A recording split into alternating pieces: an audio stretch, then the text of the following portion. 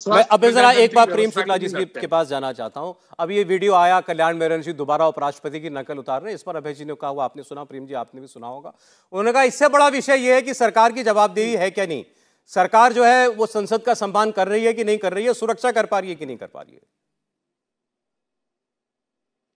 देखिए, सबसे बड़ा पहले इन्होंने कहा कि कार्टून और मिमिक्री ये सब जो है लोकतंत्र में बहुत जायज़ है।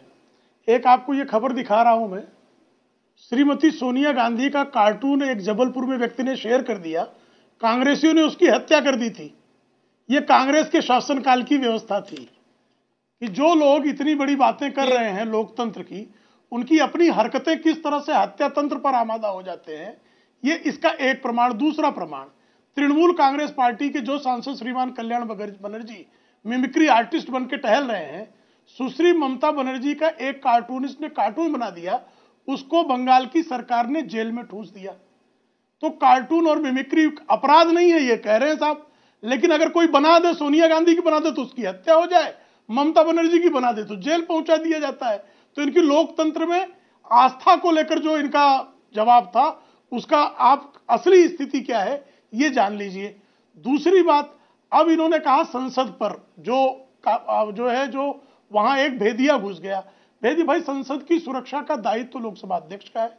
लोकसभा अध्यक्ष ने उसकी जांच का आदेश दिया, वो जांच चल रही थी। किसी भी व्यक्ति को, किसी भी सांसद को उस पर प्रश्न पूछने के कारण नहीं निकाला गया, बल्कि ये पहले से तय किया गया था और ये सर्वदलीय बैठक में तय हुआ था कि संसद के सदन में अगर कोई तख्तियां लेकर आएगा तो अपने आप सस्पेंड मान लिया जाएगा। यह तय है, ये संसद का नियमानुकूल है ये कि अगर कोई वेल में आएगा सस्पेंड माना जाएगा, कोई अध्यक्ष या सभापति की चेयर के पास जाएगा सस्पेंड माना जाएगा। ये संसदीय प्रक्रिया है। तो आप चर्चा के लिए कभी नहीं निकाला गया, हिंडनबर्ग की चर्चा पर किसी को नहीं सस्पेंड किया गया। किस तरह से सुप्रीम कोर्ट सर्टिफाइड कांग्रेसी झूठ बोलते हैं आपके चैनल पर, इसको मैं बेपर्दा करना चाह रहा था। अच्छा, ठीक है। लोगों को हुड़दंग करने के लिए, अभद्रता करने प्रेम शुक्ला जी, अभय जी, इस पर हम लोगों ने पिछले हफ्ते बहुत बहस कर ली है। जो है अलोकतांत्रिक वही लोग कह सकते हैं जो कार्टून बनाने पर हत्या। अच्छा चलिए ठीक है, मैं चाह रहा हूं इससे हम आगे बढ़े। मैं आज का विषय दर्शकों के सामने रख रहा हूं, उस पर हम लोग चर्चा शुरू करते हैं। ये अगर प्रसंग बीच में आ जाएंगे तो आ जाएंगे अपने आप, कोई बात नहीं। देखिए, बीजेपी की 2 दिनों की पदाधिकारियों की बैठक से खबर यह निकल करके आई कि अगर कोई संयुक्त उम्मीदवार जितनी भी सीटों पर बीजेपी के प्रत्याशियों के सामने रख दिया जाए, उसका असर तब नहीं पड़ेगा अगर बीजेपी का लक्ष्य होगा 50% से ज्यादा वोट लाना। तो इस बार उस बैठक में तय हुआ कि काम ऐसे कीजिए बूथ पर जाकर कि जनता आपको 50% वोट से जिताए। इसके लिए क्या करेगी पार्टी? वो जो कमजोर सीटें अपने लिए मानती है, जहां पार्टी प्रत्याशियों की हार होती है, ऐसी कम से कम 160 सीटों को पहले से डिक्लेयर कर दिया जाएगा, जैसे कि अभी राज्य के चुनाव में हुआ, और वहां अच्छे नतीजे बीजेपी को मिले, ताकि वहां पर पहले से प्रत्याशी उतरकर काम करने लगे। इसमें 5-5 सीटों के क्लस्टर भी बनाए जाएंगे, अलग अलग लोकसभा सीटों के, ताकि उन पर अलग से फोकस तरीके से बात हो सके कि कितनी प्रगति पार्टी कर पा रही है। और मोदी की गारंटी, ये मूल मंत्र है जिसको लेकर के इस बार बीजेपी चुनाव में उतरने जा रही है। आपने देखा होगा विकसित भारत संकल्प यात्रा जगह जगह निकाली जा रही है, उसमें बड़े बड़े नेता बीजेपी के मंत्री, मुख्यमंत्री भी शिरकत करते हैं और सीधा संवाद वो करते हैं जो केंद्र की और प्रदेश की योजनाओं के लाभार्थी होते हैं। प्रधानमंत्री ने भी बनारस में ऐसे बहुत सारे लोगों से बात की थी, अभी योगी आदित्यनाथ ने उत्तर प्रदेश में बात की है।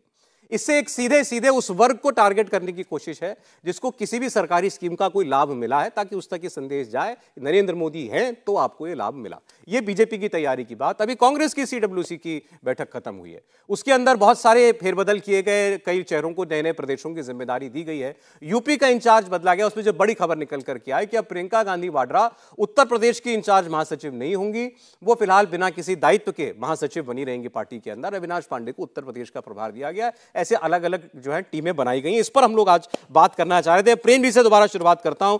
50% वोट का टारगेट, कोई कहता है 400 सीट, कितना व्यवहारिक है प्रेम शुक्ला जी देश भर में? अत्यंत व्यवहारिक है। देखिए, 225 सीटों पर पिछले लोकसभा चुनाव में भारतीय जनता पार्टी के प्रत्याशियों को 50% से अधिक वोट मिल चुके हैं। तो स्वाभाविक तौर पर हम अपना लक्ष्य जो है दोगुने से की तरफ ले जाना चाह रहे हैं।